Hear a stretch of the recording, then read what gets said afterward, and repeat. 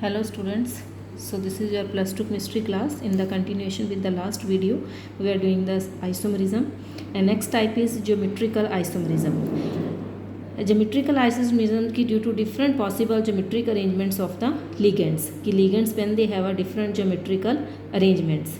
When ligands occupy adjacent positions, these are referred to as a cis positions, and when ligands occupies opposite positions, these are referred to as a trans positions. So two types of positions are there, cis and trans isomerism. When they are adjacent positions, then they are cis positions. When they are opposite to each other, those are the trans isomerisms. And the complexes having coordination number 4 adopt tetrahedral or square planar geometry. Geometrical isomerism is not possible on tetrahedron complexes. Square planar complexes of the type like Ma2X2 central atom, Ma2XY, maybe two different atoms are attached, MAB or XY, can exist as a geometrical isomers. Like this one is the example, central atom metal M. These are the positions first, second, third, fourth, fifth and sixth.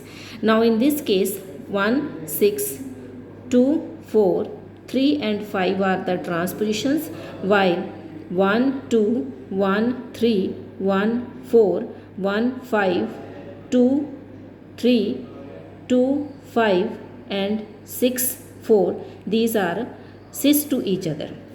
Octahedral complexes of the type Ma6 or Ma3b, Ma5b would not show geometrical isomerism as expected. In octahedral complexes of the type Ma3b3 of 3 some ligands occupy adjacent positions at the corner of an octahedral face, then its facial isomer, and when positions are arranged the meridian of the octahedral, then these are known as a meridianate isomers. And in the short form, this one is the facial. First is the metal, central metal, 4b, A is attached, and when these are at positions at the corners of the octahedral, these are known as a facial, and when these are present on their meridian side, these are known as a meridianate isomers. Next is the optical isomerism. Optical isomerism is shown by the isomers which rotate the plane of polarized light sequentially but on opposite directions. They are called the optical isomerisms or called the enantiomers. They possess the property of chirality, and the essential conditions for a substance to show optical activity as that the substance should not have an extrominant or symmetry in its structure. Complexes like, for examples, in this like MAA3 means where A is a symmetrical bidentate ligand such as yes, cobalt is there, and these are the bidentate ligands and exist as a optical isomers. Clear? Now next is the bonding in coordination compounds. First one is the valence bond theory. Valence bond theory according is central metal and can use appropriate number of s, p, d, f orbitals for hybridization depending upon the total number of ligands. And in this case, the outer orbitals higher spin or the inner orbitals with the low spin complexes are formed depending upon whether outer d orbitals or inner d orbitals are used. And the magnetic moment in this case is n plus 2 under root, where n is the number of unpaired electrons. So this n is a number of unpaired electrons, and this is the magnetic moment. It is n plus 2 under root. Now next one is crystal field theory. In this crystal field theory, it is assumes that ligands to be point charges, and there is a electrostatic force of attraction between ligands and metal atoms or ions. Means between these metal atoms or the ions, there is an electrostatic force. When ligands approach the central metal atom or as an ion, when the 5 degenerate orbitals do not possess equal energy anymore and results in the opposite, and which depends upon the nature of ligand field strength. It is known as a crystal field theory. And greater the ease with the which the ligands can approach the central atom or ion, the greater with the crystal field splitting caused by it. Crystal field splitting in octahedral coordination complex is like this. D orbital in a free ion, this is the energy. Now this one is the d orbital in free ion. After this is the average energy of the d orbital in a spherical crystal field. Now this is split into two. That first one is the dxy, dyz, dzx.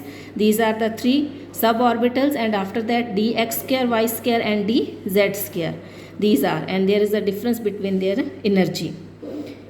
Now in this case, this is delta naught is the energy that is changed. It is less than the P.